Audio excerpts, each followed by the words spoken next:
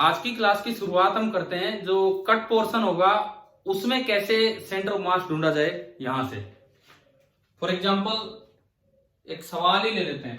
हम क्या सीख रहे हैं? Centre of mass of bodies having some cut portion.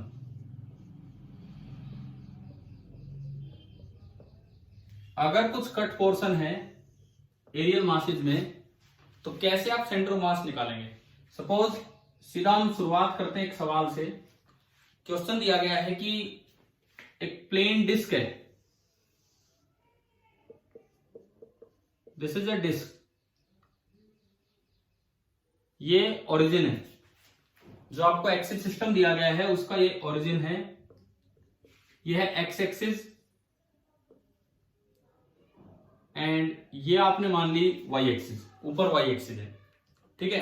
और इसमें से ना एक सर्कुलर पार्ट कट कर दिया, ये इतना पार्ट कट है, बाकी पूरा मास है और बाकी पूरे में यूनिफॉर्म मास है, ये है।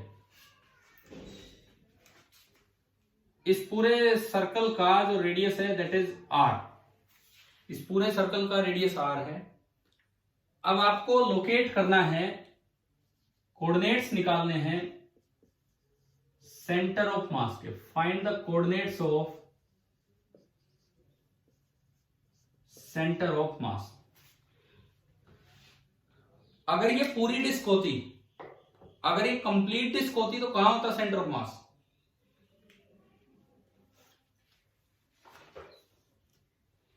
बताइए, अगर ये कंप्लीट डिस्क होती, कोई कट पोर्शन नहीं होता, तो कहां होता centre of mass? Geometrical centre पे। लेकिन इन्होंने क्या किया, इन्होंने एक कट दे दिया। अब मान लो अगर बिल्कुल आधी डिस्क होती, यूं आधी यूं होती तो इधर होता। कितना इधर होता? कल पढ़ा था हमने, अगर यूं कट कर दिया जाए, आगे वाला पोर्शन ही ना हो, इधर इधर का होता, तो सेंटर ऑफ मास यहां से कितना इधर होता? 4r/3π। हाँ जी, ठीक है, बिल्कुल सही।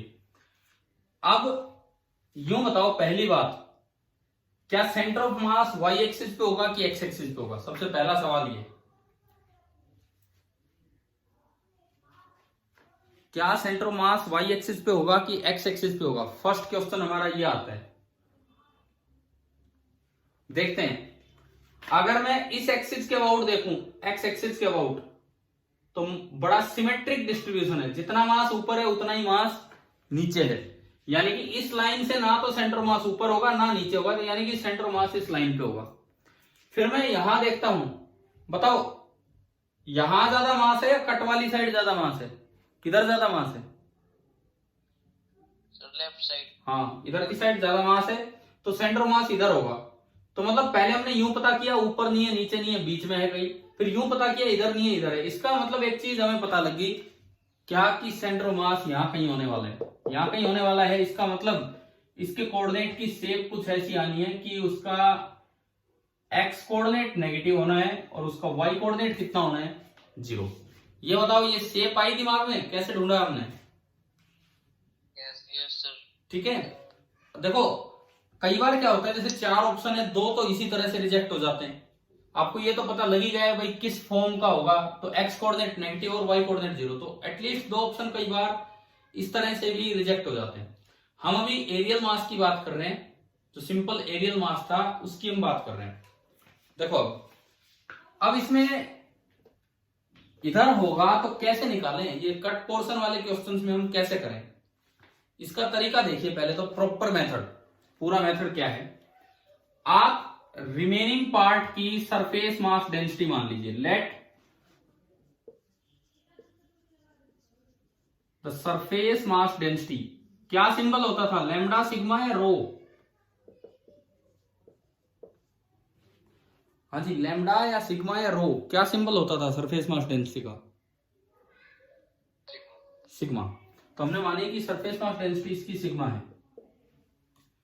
अब क्या करो कि जो पोर्शन कट पोर्शन है, आप मैथमेटिकली यूं अज्यूम कर लो कि इसके अंदर 2 मास भरे हुए हैं।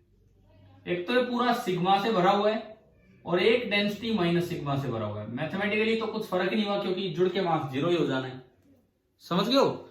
ये जो भी कट पोर्शन हो, यहां आप दो मासेज मान लीजिए कि एक तो सिग्मा पोर्शन भरा हुआ है और दूसरा भरा हुआ है माइनस सिग्मा। तो अब मेरे पास ना ये कॉम्बिनेशन ऑफ टू डिस्क हो गया, दो तरह की डिस्क। देखो बाहर जो डेंसिटी है वो तो सिग्मा है ही, ये तो हमने लिख दी। बाहर जो डेंसिटी है वो आपकी सिग्मा है, ये हमने मानी। अब एक सिग्मा अंदर और भरते ही क्या पूरा डिस्क कंप्लीट होगी? ये सिग्मा डेंसिटी की एक होगी क्या? बताओ।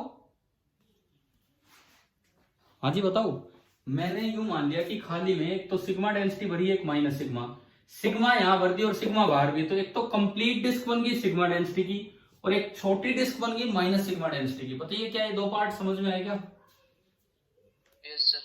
यानी कि this system is equivalent to कि एक तो कंप्लीट डिस्क है सिग्मा डेंसिटी की प्लस एक छोटी डिस्क है माइनस सिग्मा डेंसिटी की। तो ये तो होगी कंप्लीट डिस्क जिसका रेडियस की आर है, हमें सवाल में दिख रहा है। डेंसिटी इसकी है सिग्मा। और दूसरी आपकी छोटी डिस्क है, उसका रेडियस कितना बताओ ज्योमेट्री से? r/2। ये जो रेडियस है आधा रेडियस है r/2 क्योंकि इसका डायमीटर r है। लेकिन जो इसमें डेंसिटी भरी हुई है वो आपकी है माइनस सिग्मा। ये स्टेप आया समझ में कैसे करना है? नहीं आया? देखो दोबारा सुनो। मैंने यूं माना कि जो भी मास है उसकी डेंसिटी मैंने मान ली। अगर वॉल्यूम मास होता तो रो मानते, अब एरियल मास है सरफेस में है तो सिग्मा माना। देखो जो खाली जगह है वहां मास तो जीरो है। मास जीरो तो तब भी होगा जैसे मैं यूं मानूं कि यहां दो मटेरियल रख दिए मैंने। हालांकि नेगेटिव मास फिजिकली एग्जिस्ट नहीं करता है, लेकिन मैथमेटिकली हम मानते हैं। यहाँ पे इन सवालों में हमने माना कि यहाँ दो मास रखे हैं, एक पॉजिटिव मास और एक नेगेटिव मास, या दो मासेज भर रखे हैं, एक पॉजिटिव मास और एक नेगेटिव मास। जितनी सरफेस मास डेंसिटी बाहर की है उतनी डेंसिटी की तो एक डिस्क, छोटी डिस्क इसमें भर दो मान लो, और फिर एक बार भर दो वहां माइनस सिग्मा की डिस्क। तो सिग्मा और माइनस सिग्मा मिला के मास जीरो ही कर देंगे। तो देखो जब मैंने इस सिग्मा को इस बाहर वाले सिग्मा से मिलाया तो एक कंप्लीट डिस्क बन गई। भाई बाहर वाले सिग्मा डेंसिटी इसका मास था, बीच का नहीं था, उसमें मैंने मैथमेटिकली एज्यूम कर लिया सिग्मा है। तो क्या एक पूरी डिस्क बन गई कि नहीं सिग्मा डेंसिटी की? ये बाहर ये बीच में सिग्मा भर के, ठीक है। लेकिन आप ऐसे अपने आप सिग्मा तो मान नहीं सकते हैं, तो इसको न्यूट्रलाइज जीरो करने के लिए साथ में मानना पड़ेगा कि बस इतने गोले में एक माइनस सिग्मा और है। तो ये गोला बना एक नेगेटिव मास डेंसिटी का माइनस सिग्मा, और ये कंप्लीट गोला बन गया प्लस सिग्मा का। हाँ जी बताओ समझ में आया क्या किया ये? ठीक है। अब आप क्या करो, फिर से इस ऑब्जेक्ट के दो पीस मान लिए, एक ये और एक ये एक ऑब्जेक्ट था। पहली बार हम नेगेटिव मास को इंट्रोड्यूस कर रहे हैं यहाँ। ये एक ऑब्जेक्ट था, हमने क्या किया इसके दो पीस मान लिए, एक ये और एक ये, इस तरह से। उसके बाद देखें कि दो पीसेज मानने के बाद अब जब एक ऑब्जेक्ट के दो पीसेज आपको मिल गए और अगर उनका भी सेंटर ऑफ मास पता हो तो उनका सारा मास समेट के उनके सेंटर पे रख दो। तो भाई ये तो पूरी डिस्क है, इसका सेंटर ऑफ मास तो है ओरिजिन पे, इसका तो सेंटर ऑफ मास ओरिजिन पे है 0 0 पे, और इसका मास कितना है टोटल बताओगे? इसका मास कैसे निकालें डेंसिटी से? अगर यूनिफॉर्म मास डेंसिटी होती है, अगर यूनिफॉर्म मास डेंसिटी होती है तो मास बराबर होता है मास डेंसिटी इंटू एरिया, पता है ना ये? तो इसका मास बताओ, ये पूरा m1 कितना बना? m1 sigma into pi are square. हाँ जी समझ आया भाई? बताओ समझ में आ गया? m1 पहले, और पहले पीस का मास कितना है, ठीक है। दूसरे पीस का मास कितना बनेगा? m2, उसकी डेंसिटी तो है माइनस सिग्मा और उसका एरिया है पाई इंटू r/2 का स्क्वायर, यानी कि minus sigma into pi are square by 4। इसका क्या मतलब है कि अगर आप इस मास को m बोलते हो तो ये मास हो जाएगा माइनस m/4। ये एक मैथमेटिकल अजम्पशन है, फिजिकली तो नेगेटिव मास एग्जिस्ट नहीं करता। तो हमें यूं पता लग गया कि अगर मैं पूरे का मास m मानूं, पूरे का मास m मानूं, तो जो बीच का कट पोर्शन है जिसमें आपको नेगेटिव मास भरना पड़ा वो होगा माइनस m/4। क्या ये वाला स्टेप आ गया क्या समझ? बताओ, अगर नहीं आया हो तो मैं दोबारा समझाऊंगा। क्लियर है ये वाला स्टेप? ठीक है। Yes sir. अब देखो, अब दो पीसीज हैं और उनका सेंटर ऑफ मास पता है और उनका मास पता है, तो अब सारे मास को समेट के कहां रख देंगे? उसके सेंटर ऑफ मास पे। तो अब तो ये टू पार्टिकल सिस्टम का क्वेश्चन बन गया। टू पार्टिकल सिस्टम का क्वेश्चन बन गया। कैसे? सुने, ये एक्स एक्सिस है, ये वाई एक्सिस है। पहला मास जो है उसका सेंटर तो ओरिजिन पे ही है, तो यहां तो रखा m जिसके कोऑर्डिनेट है 0 0। दूसरा मास जो -m/4 है वो यहां रखा जाना है, उसके कोऑर्डिनेट क्या होंगे? उसके इस एक्स वाई के अकॉर्डिंग बोलो, इस पॉइंट के कोऑर्डिनेट। x और y इक्वल टू 0। x कितना? r/2। r/2। तो ये जो पॉइंट बनेगा इसके कोऑर्डिनेट बनेंगे r/2 0, और ये मास है -m/4। अब देखो YCM तो 0 नजर आ ही रहा है, m1 0 plus m2 0 upon m2, तो YCM तो आ गया 0। एक्सियम नेगेटिव आना चाहिए। वो चीज कंफर्म करें यहां से। एक्सियम निकालने का फॉर्मूला पता है आपको? एक्सियम m1 इंटू x1, तो m into 0 plus m2 minus m/4 into x2 r/2 divided by m1 plus m2। आया समझ में मैंने कैसे वैल्यूज पुट की हैं? ठीक है, इसको सिंप्लीफाई करें। फर्स्ट टर्म 0, सेकेंड टर्म में -mr/8 डिवाइड बाई नीचे बचेगा 3m/4। अगर आपको नीचे दिख रहा है m minus m/4, this is 3m/4, तो ये 3m तो नीचे रह गया और 4 ऊपर गया। m से m गया, 4 से 8 गया 2 बार। क्या आंसर आ गया? -r/6। यानी कि जो सेंटर ऑफ मास है यहां है, इधर है। कितना इधर है? r/6 इधर है, तभी उसका कोऑर्डिनेट नेगेटिव आया। This is the centre of mass of the system. आप ये बताओ, अगर ये कट पोर्शन वाले सवाल आते हैं तो क्या सेंटर ऑफ मास निकालना है? कैसे निकालना है? देखो, एक आपने मास डेंसिटी एज्यूम की, सिग्मा, वॉल्यूम होता तो रो मानते, फिर उतनी ही डेंसिटी पॉजिटिव और उतनी ही नेगेटिव। मैथमेटिकली कोई गलती है नहीं इसमें।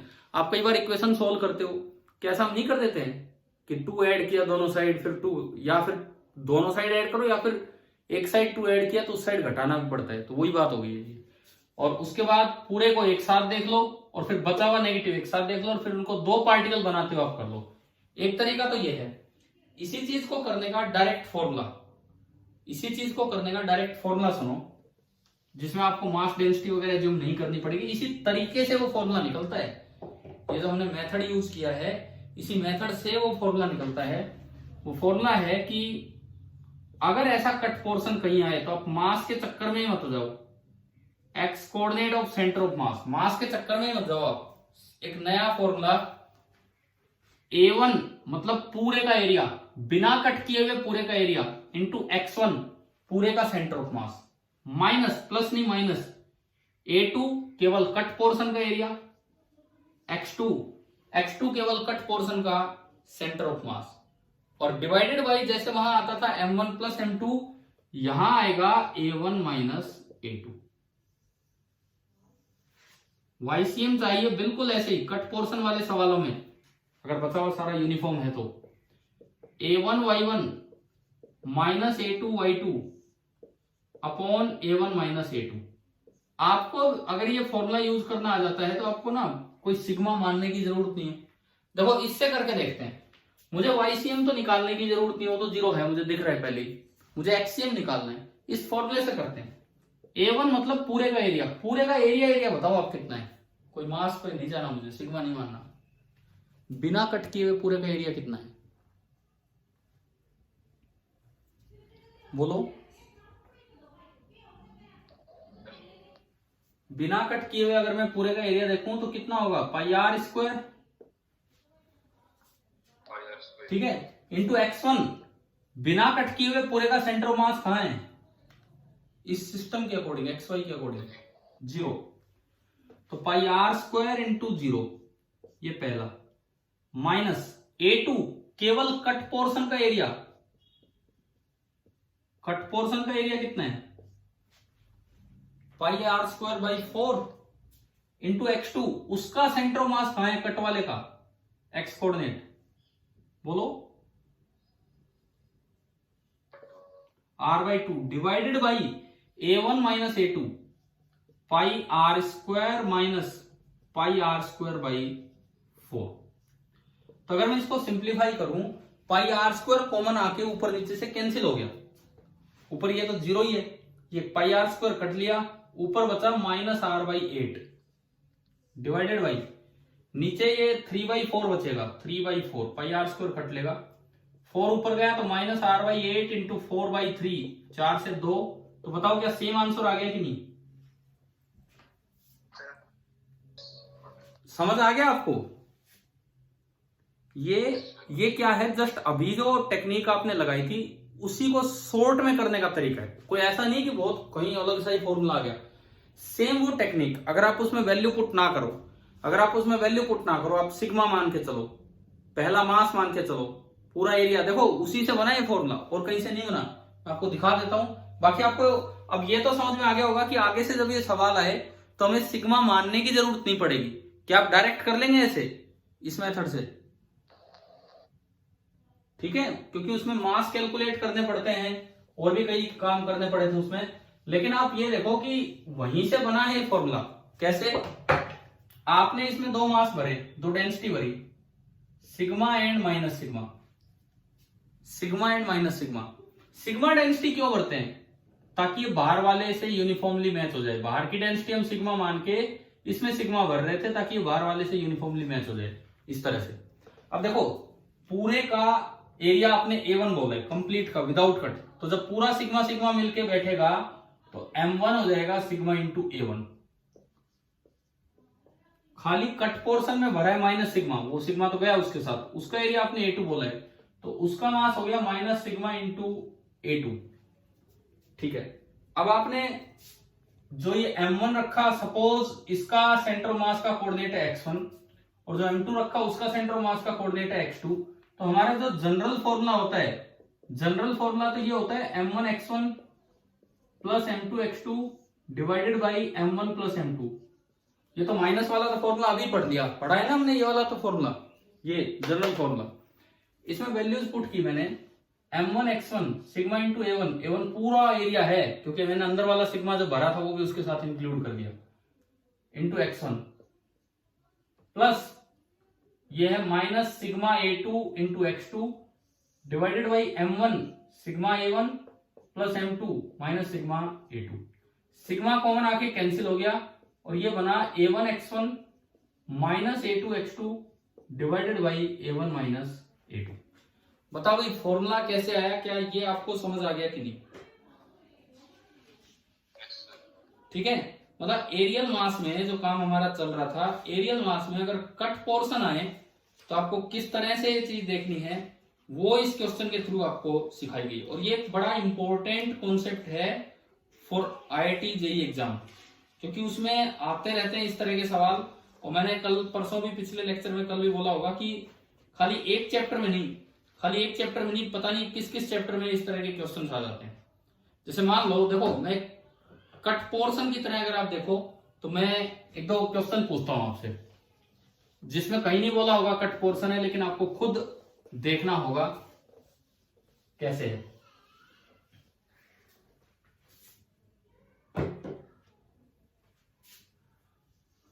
मान लो एक इस तरह की डिस्क है,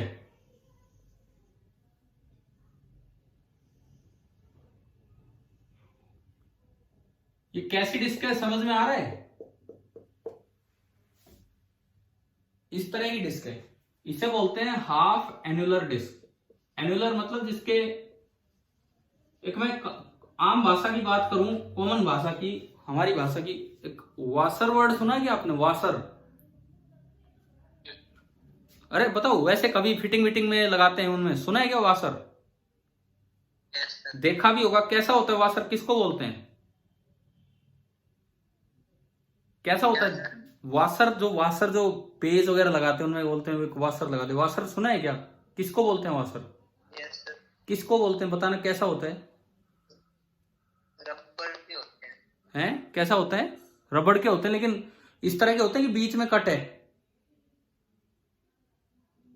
ऐसे देखे होंगे, उनमें से वो पेच आर पार हो जाता है, स्क्रू आर पार हो जाता है, बीच में कट होता है गोल गोल से, यस। है ना? तो ये उस तरह की वाशर को बोलते हैं एन्युलर डिस्क। तो ये क्या है आपकी? सेमी एन्युलर डिस्क या हाफ एन्युलर डिस्क, इस तरह का काम है। सपोज बिल्कुल सेमी भी ना हो, हमें अलग से दे दिया कि ये रेडियस है R1 और बाहर वाले का रेडियस है R2, ठीक है? अब यार आपको खुद सोचना होगा कि मैंने सवाल दिया है तो कट पोर्शन है नहीं है, क्या चक्कर है? ये ओरिजिन ले लो, ये एक्स एक्सिस, ये Y axis, locate the centre of mass. कीजिए, स्टार्ट कीजिए, ट्राई कीजिए कैसे होगा।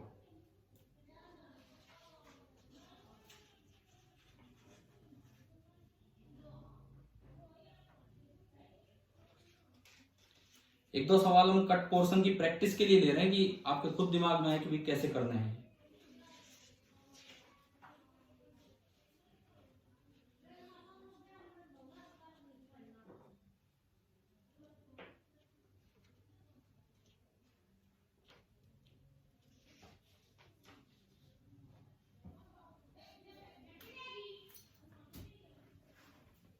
क्या डायरेक्ट फॉर्मूला लगा सकते हैं हम? डायरेक्ट फॉर्मूला,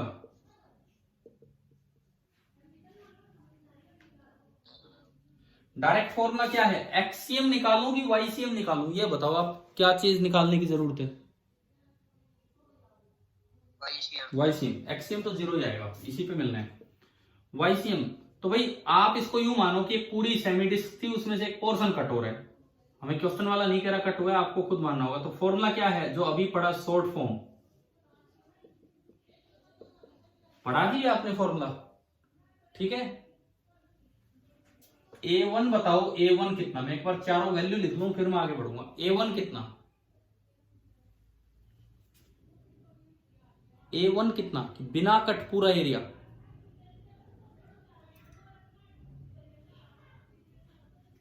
बोलो भाई, इतना टाइम मत लगाओ, देखो बोलो A1 कितना? अगर ये कट नहीं होता तो एक सेमी डिस्क होती। सेमी डिस्क का एरिया कितना है? πr²/2। A1 आ गया समझ? ठीक है। A2 कितना एरिया है?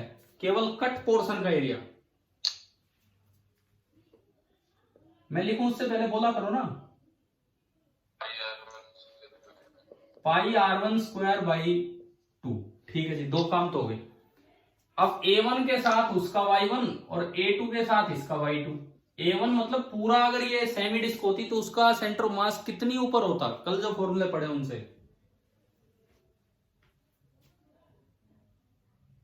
लो भाई, बहुत बहुत ब्रेक लेते हो। 4r1/3π। Y2 कितना? 4r2/3π की अगर ये डिस्क होती, केवल ये कट हुई वाली डिस्क होती तो ये। मैं आपको डायरेक्ट दो चार सवाल करवा के इनकी प्रैक्टिस करवा रहा हूं, ये फॉर्मूला जल्दी आंसर कैसे देगा। आ गया समझ कैसे लिखना है ये? ठीक है। कट पोर्शन को आप रिंग मत मानना, कट पोर्शन मतलब पूरी डिस्क काटी गई है तो पूरी डिस्क वाला फॉर्मूला लगना है। एक बार ये बताओ, क्या ये चारों पार्ट आपको समझ में आ गए हैं सभी बच्चों को? हाँ वही तो मैं पूछ रहा हूँ, 2r/π क्यों होगा? यही तो मैंने पूछा आपसे। होलो कहाँ है? मैंने जो कट किया है, मैं जो काट के लाया हूं, क्या मैं उसमें से भरा हुआ पीस काट के लाया हूं कि होलो पीस कट करके लाया हूं? तो मैंने अभी क्या समझाया था? अभी हमने क्या किया था, वो जो A1x1 - A2x2 वाला फॉर्मूला लगाया था। माइनस इसीलिए है, ये शॉर्ट फॉर्म क्या थी, नहीं तो आपसे थोड़ा टाइम डबल लग जाएगा कि सिग्मा भरो माइनस सिग्मा भरो। ये शॉर्ट फॉर्म क्या कहती है? A1 का मतलब है कि अगर कट नहीं किया होता तो कितना एरिया, ये पूरा जो कट ही नहीं किया होता तब। Y1 का मतलब है जब कट नहीं किया होता तो उसका सेंटर ऑफ मास कहां होता, वो है Y1। A2 का मतलब कितना पोर्शन आप काट लाए वो, तो तो आपने ये पोर्शन काटा है, तो भरा हुआ पोर्शन काटा है कि खाली पोर्शन काटा है? भरा हुआ पोर्शन काटा है। इसका एरिया A2। देखो ये दोबारा, पीछे मैंने एक सवाल करवा दिया, दोबारा सवाल लेने का पर्पज यही है कि इस तरह की मिस्टेक ना हो। और इस भरे हुए कट पोर्शन का जो सेंटर ऑफ मास है वो Y2 ऊपर है। तो अब बताओ कि आपको चारों पार्ट आ गए समझ में? तो ये फॉर्मूला ऐसे लगाना, मैं एक बार पुट कर देता हूं। A1 pi R2 square by 2 into Y1 4R1 by 3 pi R1, क्या हो गया, A1 लिखा जब R2 तो Y1 लिखेंगे तो उसमें 2 लेना होगा, मैंने वो पूरे को 1 बोला है। देखो ये उल्टे ले लिए, इसका भी ध्यान रखना, ये उल्टे ले लिए। भरे हुए का तो 2 बोला है रेडियस और कट वाले का 1, लेकिन हम तो A1 Y1 में भरा हुआ 1 बोलेंगे, चाहे वो R2 दे रखा हो, और A2 Y2 में ये आपका 1 होगा। समझ गए? एक मिस्टेक के ये भी चांस है। समझ में आ रहा है क्या क्या कह रहा हूं मैं? कि जो कट पोर्शन है आपको उसे 2 बोलना है फॉर्मूले में, चाहिए वो रेडियस 1 दे रखा है तो 1 पुट कीजिए। तो ये आपने A1 Y1 दोनों की वैल्यू पुट की, minus A2 is pi R1 square by 2 into Y2 4R1 by 3 pi divided by A1 माइनस A2। अब तो आगे तो सिंप्लीफाई कर लोगे।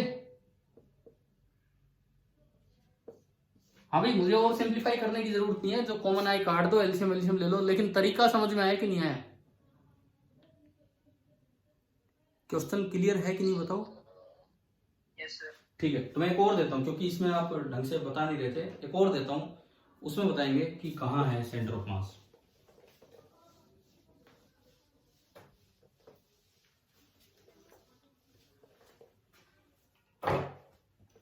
एक स्क्वायर प्लेट है,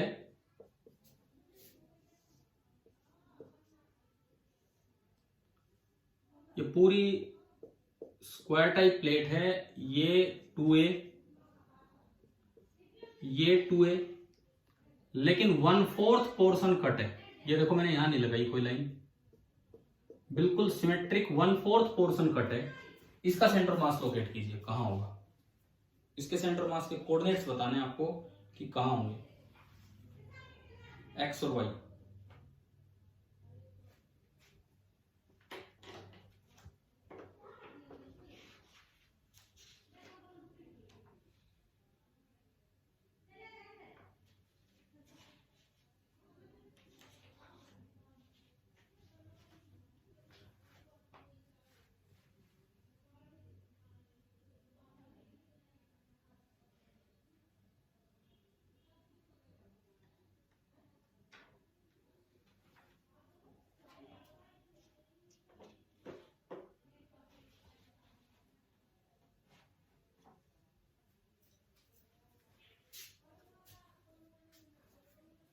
कर रहे हो ना? मैं वेट कर रहा हूं आपका।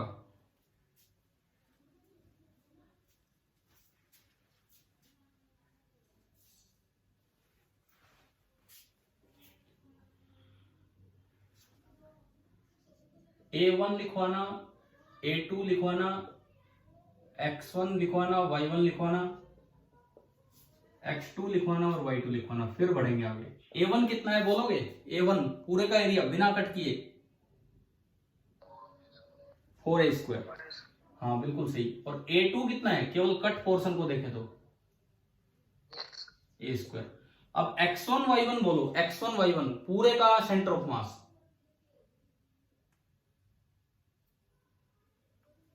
बोलो। अगर कट नहीं होता तो पूरा सेंटर मास कहां होता?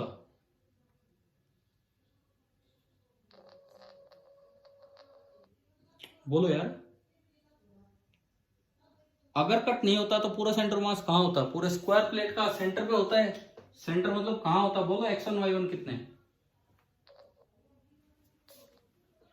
मैं लिखता हूं, आप ये बता दो क्या समझ में आया कि नहीं, कैसे लिखा है?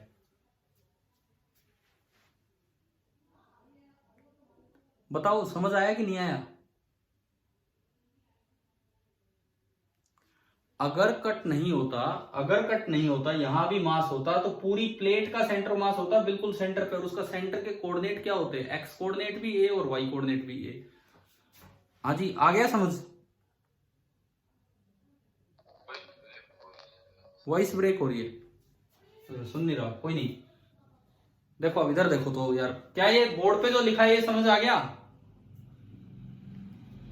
यस तो एक बार x2 और y2 बताएंगे कि केवल कट करके जो आप ले गए हैं, कट करके जो आप ये पोर्शन ले गए, मैं उसे रेड से दिखा रहा हूं, उसका सेंटर ऑफ मास कहां है? उसका सेंटर ऑफ मास यहां होगा, a/2 आगे और a/2 ऊपर। तो इसका x2 कितना और इसका y2 कितना according to this origin? x2 कितना? a तो ये है और प्लस a/2 और है, a प्लस a/2 3/2a। और y2 कितना? a तो ये रहा और a/2 और है 3a/2। एक बार बताओ क्या ये समझ आया कि नहीं आया? क्या ये दिख रहा है? ये बोर्ड पे समझ आ रहा है क्या लिखा है मैंने? यस सर ठीक है, तो अब इसमें फिर आप आगे बढ़े, एक्सीएम निकालें। Formula a1x1 minus a2x2 upon a1 माइनस a2। पुट किया आपने, a1 4a² x1a minus a2a² x2 3a/2 divided by 4a² minus a² that is 3a²। a² दोनों में से कॉमन आके कैंसिल हो गया, ऊपर बचा 2, एलसीएम आया 4 2 8, 8 माइनस 3 5, 5/2 और एक नीचे 3 है तो 5/6 हो गया, 5/6 है। बताओ एक्सीएम कैलकुलेशन आपने सही की थी? हाँ जी भाई, तरीका आ गया समझ कैसे निकाला हमने? यस सर ठीक है, तो वाईसीएम का आंसर दो क्या है? वाईसीएम का आंसर दीजिए क्या आ रहा है? कैलकुलेट करके बताओ, a1 y1 minus a2 y2 upon a1 माइनस a2।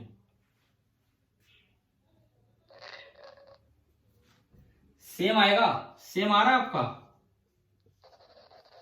यस सर ठीक है, तो आपने सेंटर मास लोकेट करना सीख लिया। अब बताओ, कट पोर्शन वालों के लिए मैंने जो पहला सवाल लिया सिग्मा के तरीके से बताया, सिग्मा भर के माइनस सिग्मा भर के इस तरह से, लेकिन ये बाद में शॉर्ट फॉर्म निकली, फॉर्मूला निकला और उससे हमने निकाले।